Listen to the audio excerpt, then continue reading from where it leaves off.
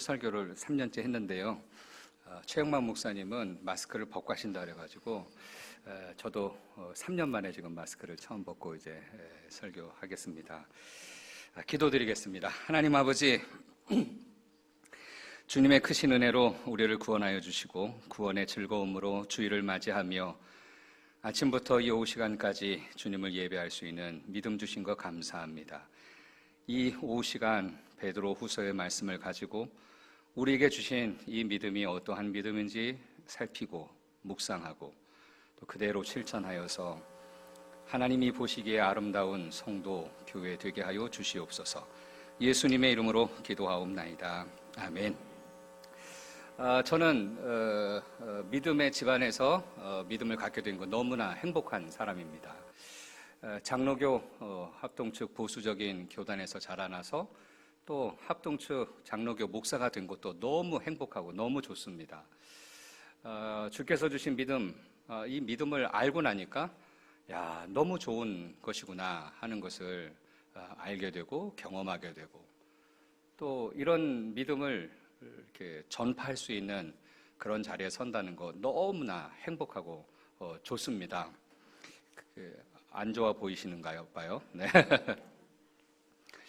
저와 같은 이런 마음을 먹은 사람이 있었습니다. 누구냐면 사도 베드로였습니다. 오늘 베드로가 두 개의 편지를 썼는데 전서를 쓰고 후서를 썼어요. 전서에서 1장 1절 2절에는 흩어진 나그네들 이렇게 표현하면서 고통 중에 있는 성도들을 불렀습니다. 근데 두 번째 편지에서는 흩어진 나그네 투들에게 뭐 이렇게 이야기하지 않고요. 오늘 뭐라고 이야기를 했느냐 하면 구주 예수 그리스도의 의를 힘입어 동일하게 보배로운 믿음을 우리와 함께 받은 자들에게 편지하노니 그랬어요. 베드로가 사도입니다. 써있죠. 예수 그리스도의 종이며 사도인 베드로가 성도들에게 편지를 쓰고 있는 거예요. 어떤 특정한 교회가 아니고요. 1세기 너무 힘들고 가난하고 또 사람들에게 미움받고 개중에 어떤 사람들은 죽임을 당하고 그런 연약함 가운데 있는 성도들에게 편지를 쓰면서 뭐라고 말했는지를 보세요. 동일하게라는 말은 지금 말하고 있는 나, 사도이고 예수의 종인 나와 당신들은 동일하다, 똑같다 이런 말입니다. 무엇에서 똑같다고 말하죠? 보배로운 믿음에서 똑같다고 이야기를 하는 거예요. 그러니까 지금 베드로가 이 편지를 쓰면서 베드로 후서는 거짓 선지자들과 거짓 선생들이 난무하던 때에 잘못된 것을 좀 바로잡고 오직 예수의 의를 좀 힘입고 우리가 가지고 있는 믿음이 얼마나 중요한지를 정확하게 붙들어라. 이걸 지금 편지하고 있거든요. 그러면서 하는 말입니다. 당신들은 나와 동일한 믿음을 가진 사람들입니다. 이렇게 고백한 거예요. 여러분, 이 교회는 어떤지 모르겠어요. 믿음에 있어서 좀 높이 올라가 있는 분들이 계시죠? 자기 스스로도 알고 또 이제 막 처음 믿고 막 교회 왔는데 착 쳐다보니까 저분은 뭐 셀 수 없는 높은 자리에 가 있는 그런 분들로 인정하는 그런 사람들이 있잖아요. 또 위에 있는 분들은요, 아래에 있는 사람들을 보면 야, 너 아직도 베드로 후서 어디 있는지를 몰라? 이런 거 그러면서 막 이렇게 좀 깔보기도 하고. 그런 게 우리 교회 안에 항상 있어요. 목사가 되면은요, 더 그런 자리에 서기가 쉬운 것 같아요. 아이고, 몇 년 됐는데 아직까지도 그거 못하냐고 말이야. 이렇게 좀 타박도 놓고 말이에요. 근데 오늘 사도 베드로가 말하기를 흩어져 있는 그 고통 중에 있는 나그네들을 향하여서 당신들의 믿음이 어떤 믿음인지를 이야기했는데 나와 동일하게 보배로운 믿음을 가지신 분들입니다 라고 말하는 겁니다. 저는 이 구절을 묵상하다가 여기서 한번 머리를 한번 쾅 하고 맞았어요. 야, 너 목사가 됐다고 성도를 우습게 봐? 그 성도가 가지고 있는 믿음은 좀 연약해 보여? 그 성도가 가지고 있는 그 열심은 믿음 안에서 안 나온 것처럼 여겨져? 너 무슨 생각을 하고 있는 거야? 그런 생각이 막 들어왔어요. 여러분, 오늘 이 말씀을 읽으시면서 하나님이 사도에게도 주셨던 보배로운 믿음은 각각 성도들 누구에게나 예수 그리스도를 나의 구주로 믿고 고백하는 누구에게나 동일한 믿음을 주시는 줄 믿으시기를 바랍니다. 그 믿음을 가지면 나는 보배로운 믿음을 가지고 있는 정말 보배로운 사람이구나 하는 것을 확신할 수 있게 되어지는 거죠. 때로는 고난 중에 있으면서 어려움을 당하면서 믿음 위에 있는지 없는지 늘 고민하고 내가 이 모양으로 사니, 내가 또 실패했으니, 내가 또 넘어졌으니 내가 성도답지 못해 하면서 1세기 그 힘든 시간을 살아가던 성도들에게 오늘 사도 베드로가 말하는 겁니다. 당신들이 가지고 있는 믿음은 내가 가지고 있는 믿음과 동일합니다. 당신들이 가지고 있는 믿음도 보배롭습니다. 이렇게 얘기한 거예요. 오늘 이 시대에도 석계교회 안에도 믿음을 고백하는 사람들은 전부 다 동일한 믿음을 가지고 동일하게 보배로운 믿음을 가지신 분이라는 것을 기억하고 서로 존중히 여기는 그런 역사가 교회 안에 일어날 수 있기를 바랍니다. 그렇다면 왜 사도 베드로는 성도들이 가지고 있는 이 믿음을 보배로운 믿음이라고 말했을까요? 여러분, 믿음이라고 하는 것이 어디서부터 기원됐는지를 좀 확인해 봐야 되는데, 여러분, 믿음이라는 단어는요, 신실하다라는 말에서 나온 명사가 믿음이에요. 그러면 신실하다라는 말은 뭐죠? 믿음직하다 이런 말이에요. 어떤 사람이 어떤 교회마다 가보면 항상 그 대포들이 좀 있어요. 대포 아세요? 대포? 뻥쟁이들이 있어요. 이렇게 이거 하겠습니다 이렇게 했는데 실제로 가보면 하나도 안 하는 분들이 있거든요. 이거 뻥치지 마 이런 얘기 하잖아요. 우리가 얘기하다 보면.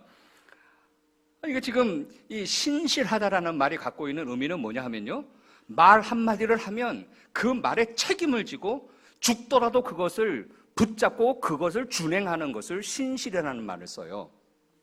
그러면 신실이라는 걸 이 세상에서 찾을 수 있을까요? 신실한 사람 보셨습니까? 물론 있죠.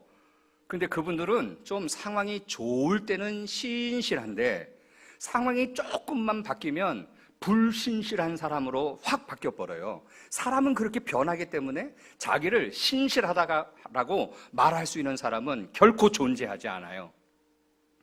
그러면 이 세상 우주 만물 가운데 신실하신 분은 누굴까요? 신실하신 분은 우리가 찬송하듯이 신실하신 하나님, 신실하신 주. 신실하신 분은 하나님 한 분이세요. 하나님은 시건치 않으세요.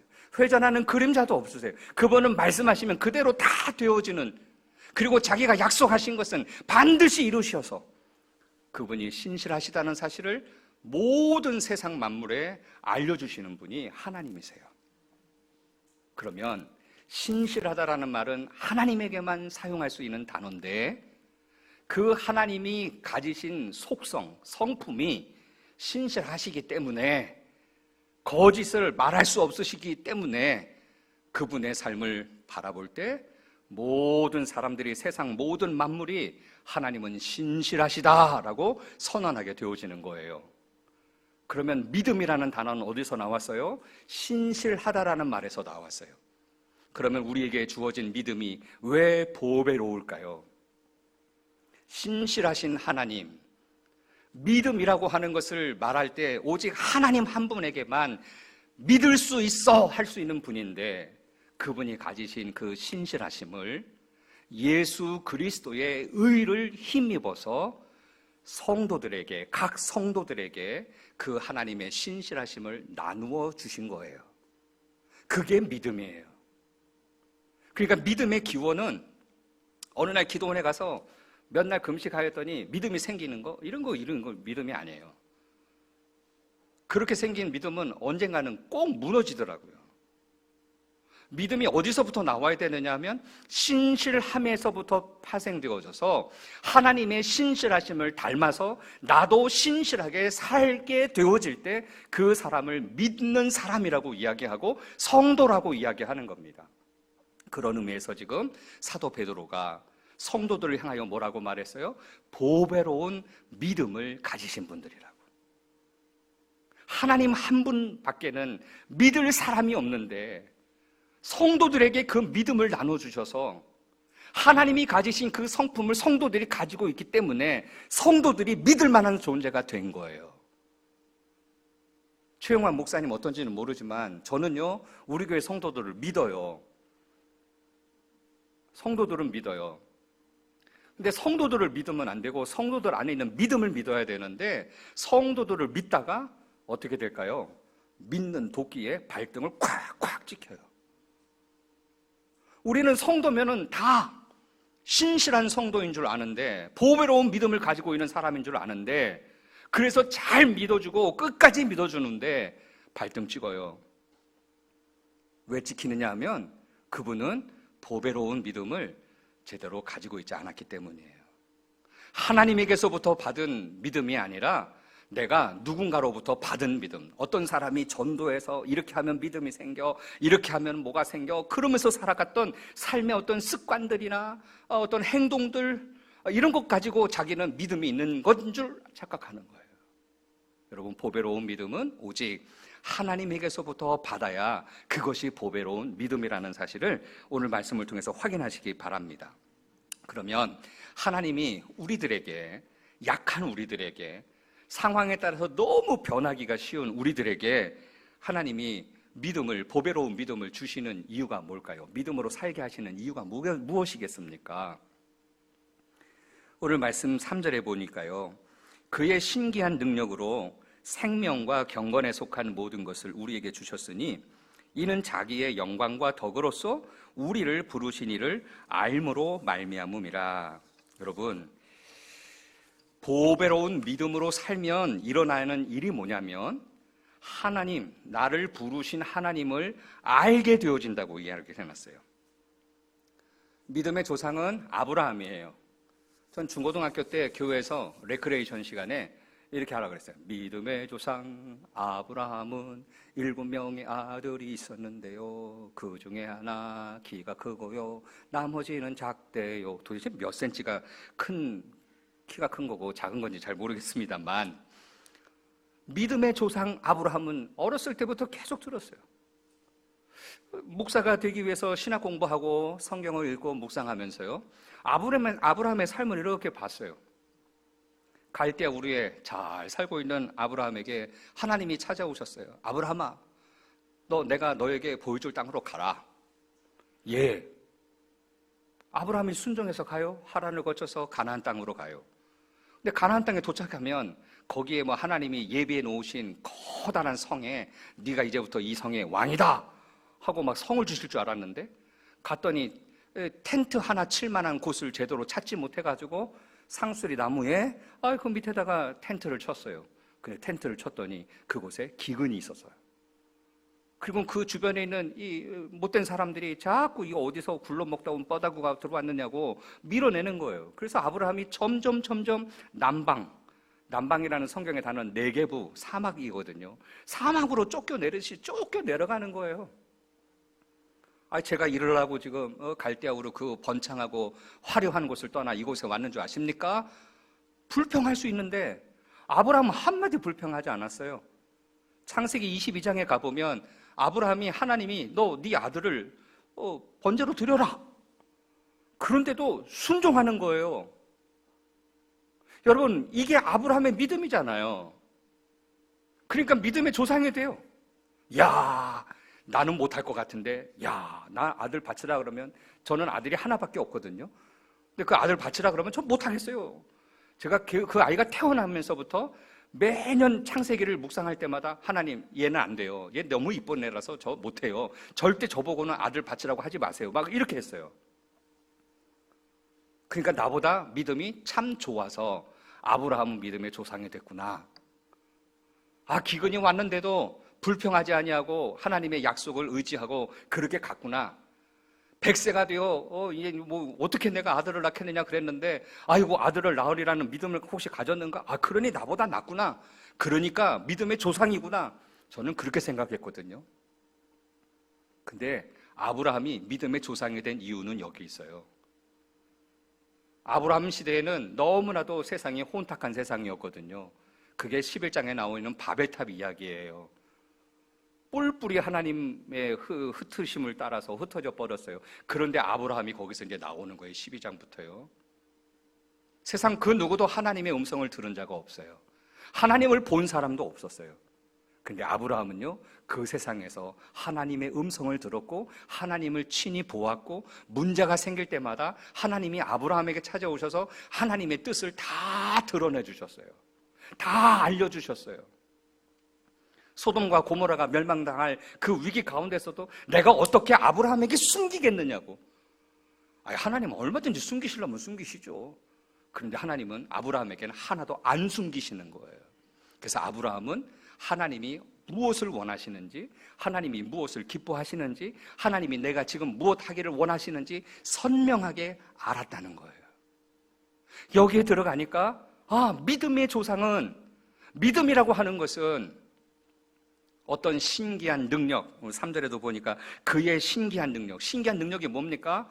어느 날 우리가 기도하다 보니까 한 2m쯤 떴어요. 공중 부양을 하고 이상한 말 하고 손만 뻗으면 성령 임하고 금리로 바뀌고 이런 걸 보면 우리는 신기한 능력이라고 생각하잖아요.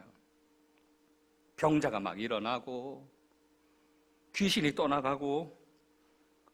여러분, 그런 게 마치 믿음의 역사인 것처럼 착각하니까 그런 거에 눈에 보이지 않으면 우리는 믿음을 의심하기 시작해요.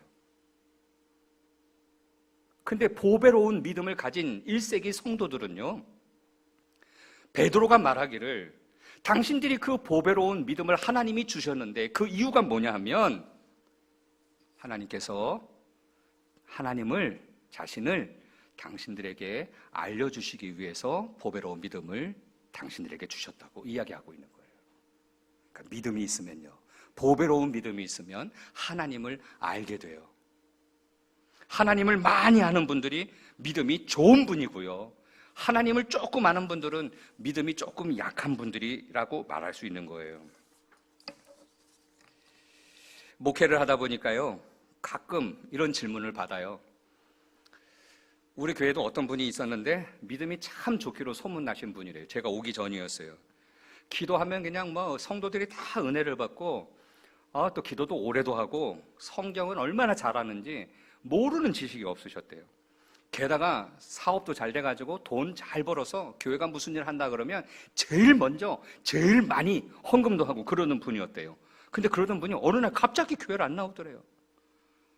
10여 년이 흘렀는데 지금은 교회도 안 나갈 뿐만 아니라 하나님 제대로 믿지도 않고 그러고 산다는 거예요. 믿음 없는 사람처럼 산다는 거예요. 그래서 질문하는 거예요. 목사님, 도대체 왜 그래요? 저 사람 믿음 되게 좋은 줄 알았는데 어떻게 저렇게 살 수가 있죠? 여러분은 왜 그런 일이 일어난다고 생각하세요? 세상이 악하니까요? 믿음도 어느 날은 좋았다가 어느 날은 또 안 좋을 때가 있는데 이분은 좀 안 좋은 게 좀 계속 오래돼가지고 그럴 거야, 이런 생각하십니까? 제가 그런 분들에게 뭐라고 대답을 하냐면, 믿음이라고 하는 것은 하나님이 어떤 분인지를 잘 알아야 되는데 기도하면서 하나님을 경험하지 못하고 하나님의 뜻을 깨닫지 못하고 자기 마음대로 기도해서 그대로 응답받으면 이게 하나님의 응답인 줄 착각하고 자기 믿음을 자꾸 쌓아 올렸기 때문에 그 믿음이 허물어지면 남아있는 믿음 하나도 없어지는 거라고.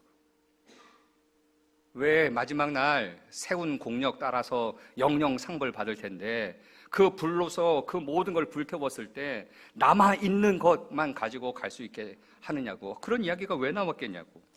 결국 하나님을 아는 믿음으로 나아가지 않으면 그 믿음은 보배로운 믿음이라고 할 수 없다는 거예요. 예전에 우리 교회 어느 젊은 집사님이 우리 교회 시어머니랑 같이 교회를 다니셨는데 공부를 하다가 하나님에 대해서 좀 이렇게 좀 묵상하고 알리고 그렇게 했어요. 지금도 그런 분들이 많죠. 갑자기 어디가 아파요. 제가 지난 연말에 좀 아파봤거든요. 아프면서 이게 혹시 암일까 아닐까 걱정하니까요. 아직 검사하지도 않았는데 벌써 유서를 쓰고 있더라고요, 제가. 그런 분들은 힘이 없고 연약한 분들은 충분히 그럴 수 있다 생각되어지지만 여러분, 내가 하나님으로부터 벌을 받는 거 아니야? 이런 생각을 제일 먼저 해요. 믿음이 좋으신 분들일수록. 내가 하나님한테 11조 떼먹었더니 하나님이 이 다리 몽둥이 부러뜨리셨어, 뭐 이런 얘기부터 시작해갖고요. 뭐 그런 것들이었어요. 근데 그 집안에 좀 안 좋은 일이 있었는데 이 시어머니가 며느리 보고, 야, 이거 내가 하나님 앞에 잘 못 살았더니 하나님이 벌을 주셔가지고 우리가 이렇게 된 것 같아, 이러면서 막 한탄하시는 소리를 들었대요. 근데 이 젊은 집사님이 공부하고 그러면서 하나님에 대해서 알고 나니까 대뜸 시어머니한테 며느리가 이렇게 얘기했대요. 어머니, 우리 하나님 그렇게 쪼잔하신 하나님 아니에요. 우리 하나님이 얼마나 사랑이 많으신 분인데요, 그 사랑하는 자녀에게 좋은 것을 베푸시는 분이지, 이 어려움은 어디 다른데 무슨 이유가 있지? 하나님이 벌 주셔서 그러는 거 아니라고 대뜸 한마디를 했대요. 놀랍죠? 이게 무슨 차이가 있는 줄 아세요? 하나님을 경험하고 하나님을 알면 어떤 상황이 벌어지면 그 상황에 대해서 판단하는 기준이 달라져요. 아브라함이 믿음의 조상이 되는 이유가 뭐라고요? 하나님을 잘 알아서, 하나님이 무엇을 원하는지를 알아서 그대로 순종하면서 살았기 때문에 그가 믿음의 조상이 된 거예요. 그래서 힘들고 어려울 때 도리어 하나님을 아니, 하나님께서 위로해 주시는 은혜를 경험하고, 그래서 아무것도 없던 자가 갑부가 되어지고, 아이가 하나도 없어서 고민하던 이 아브라함이 이삭을 통해서 이스라엘이라는 큰 민족을 이루게 되는 놀라운 복, 이 복을 얻게 된 것입니다. 그러니 우리가 보배로운 믿음을 가지고 있다면 우리가 지금부터 작정해야 될 일은 무엇이라고요? 하나님을 아는데 힘쓰는 일을 감당해야 이게 보배로운 믿음이 되어진다는 겁니다. 자, 그러면 이제 마지막인데요. 이제 30분 한다 그랬는데 지금 벌써 20분 지났어요. 제가 오기 전에 설교하러 오라고 그래가지고요, 제가 오후 예배 최영만 목사님 설교 몇 분 하나 이렇게 체크했더니 어떤 날은 15분, 어떤 날은 17분, 그래갖고 제가 마음을 얼마나 쪼렸는지 몰라요. 용서해 주세요. 네. 제가 뭐 언제 또 여기 오겠어요. 그냥 왔을 때 한번 쭉 얘기를 한번 해드릴게요. 할게요. 하나님이 우리에게 보배로운 믿음을 주셔서 일어나는 결과가 무엇인가 하는 거예요. 그 결과에 대해서 4절 말씀을 한번 볼까요?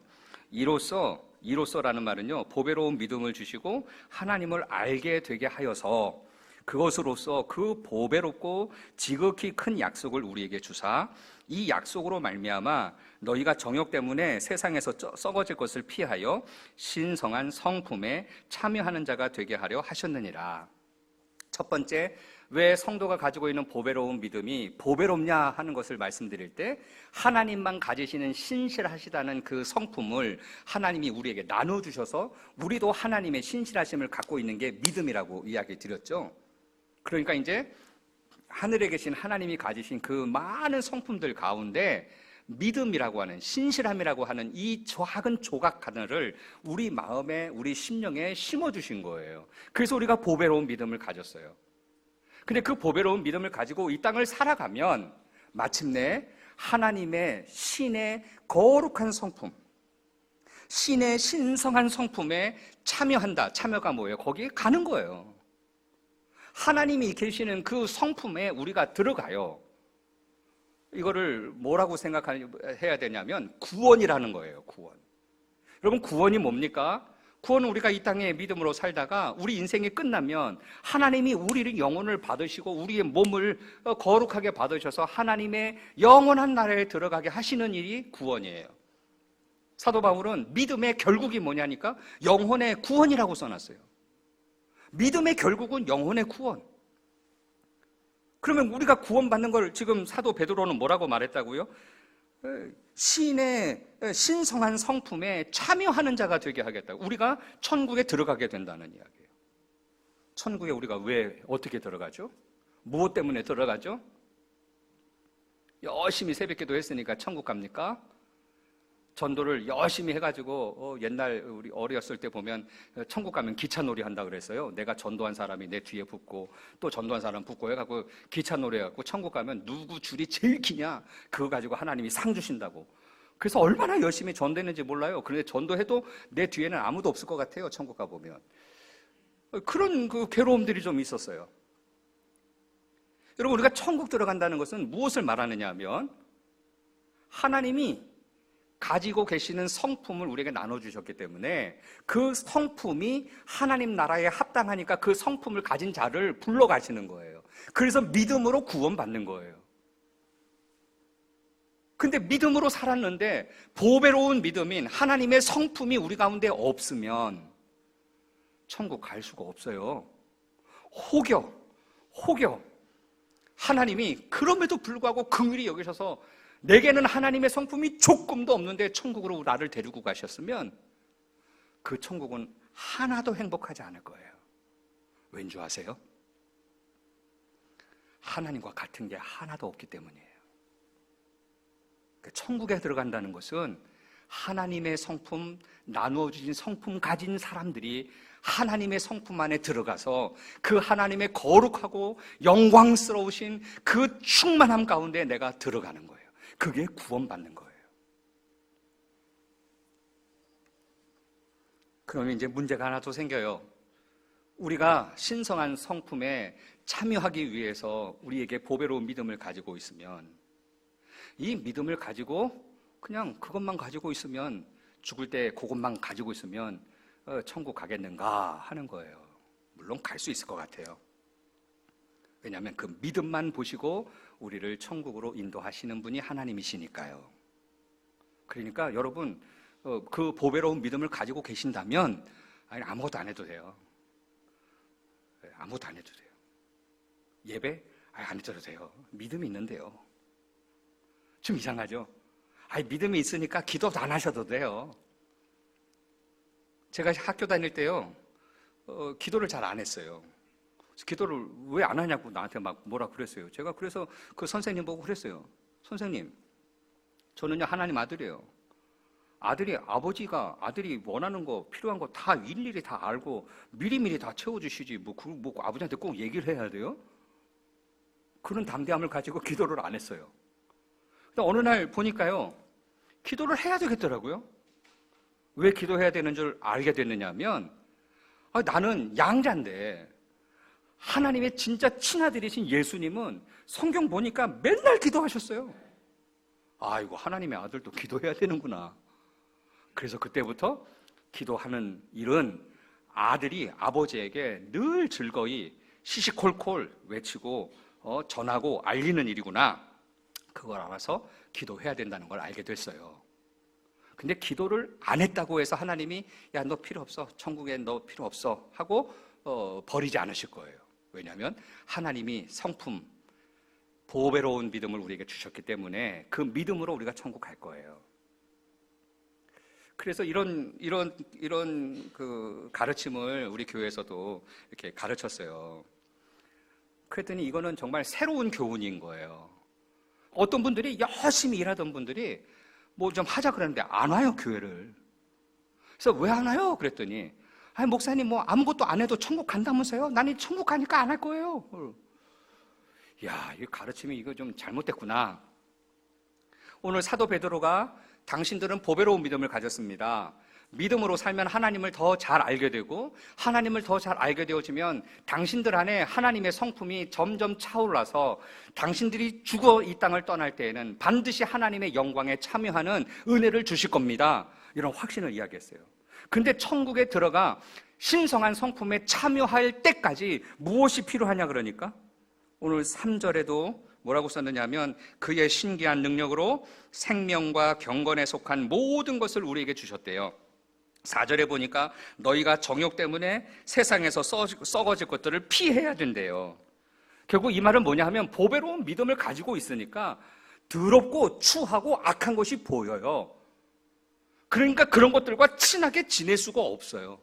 세상에서 말하는 정욕 때문에 내 몸이 피곤해지고 내 영이 곤고한 곳에 빠지지 못하게 돼요. 그런 게 가면 더 힘들어지니까요. 하나님의 영이 우리 가운데 있기 때문에 거짓된 영이 있는 곳에 가면 너무 힘들어요. 괴롭고 머리도 아프고 막 말도 안 통하고 답답해요. 그런데 정욕대로 살기로 작정하고 세상이 원하는 길대로 우리가 순종하면서 가면 보배로운 믿음을 가진 사람들이 상해요.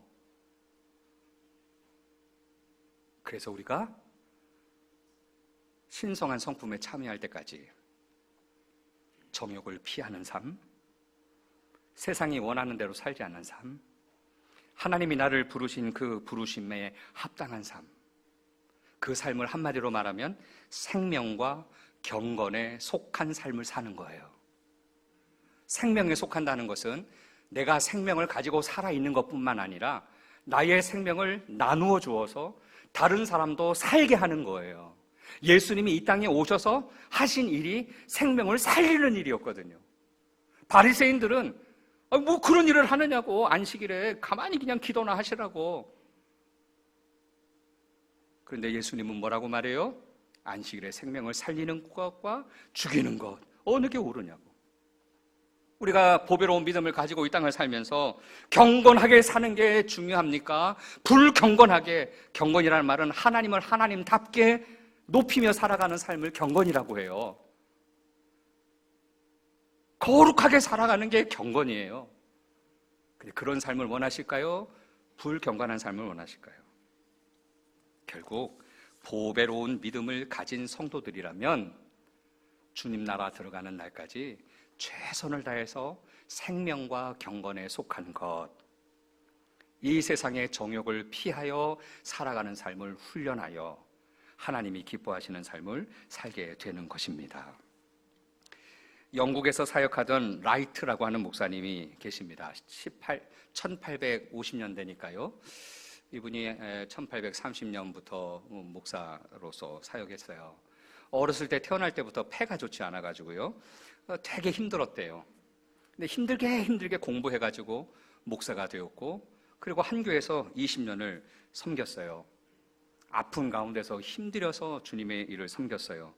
그러다가 더 이상 그 몸으로서 일을 하면 이제는 죽습니다. 그래서 20년 만에 그 교회를 사임하고 영국에서 날도 따뜻한 이탈리아로 휴양 가기로 결의가 돼가지고 교회를 그만두고 배를 타고 이탈리아로 가야 되는 그날 저녁에, 그 다음날 아침에 배가 출발해야 돼서 목사님을 찾으러 갔는데 목사님 두드려도 아무 응답이 없어요. 문을 열고 들어가 봤더니 목사님이 그 의자에, 그 탁자에 그냥 그대로 숨을 거두신 거예요. 그 테이블 위에 보니까 그날 밤에 이제 영국을 떠나 이탈리아로 가고 교회를 떠나고 양들을 버리고, 그분의 표현에 의하면 버리고 가야 되는 그 마지막 밤에 그분의 생각을 다 이렇게 종에다 쓰셨어요. 그게 마지막 유서가 된 거예요. 그 유서를 가지고 찬송을 지었어요. 방송실 혹시 가능하시면 481장 1절하고 4절만 한번 가사를 좀 띄워주세요. 악보하고 같이 있다고 그래요. 제가 다른 건 다 잘 못하는데 찬양은 조금 잘해요. 그래서 제가 대학 다닐 때도 남성 합창단에서 있었거든요. 그러니까 좀 가사를 보시면서 은혜를 받으시고, 제가 오늘은 1절하고 4절만 찬송을 드리려고 합니다. 이 목사님이 마지막 숨을 거두시면서 마지막으로 하고 싶었던 보배로운 믿음을 가지고 지키면서 그의 삶의 모든 것을 다 내려놓으면서 작사했던, 글을 썼던 이 마지막 유서를 한번 눈에 담고 귀에 담으시기를 바랍니다. 때 저물어서 날이 어두니 구주여 나와 함께 하소서.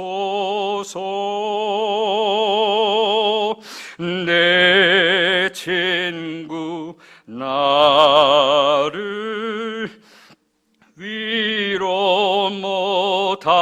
할 때 날 돕는 주여 함께 하소서.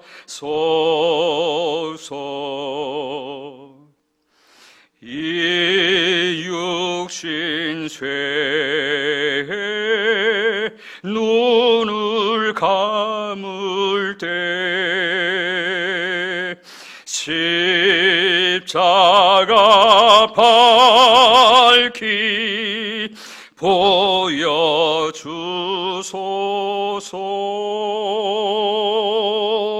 내 모든 슬픔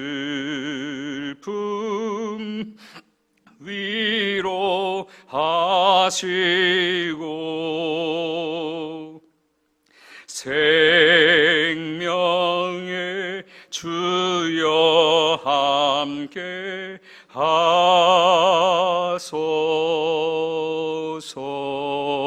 하소서.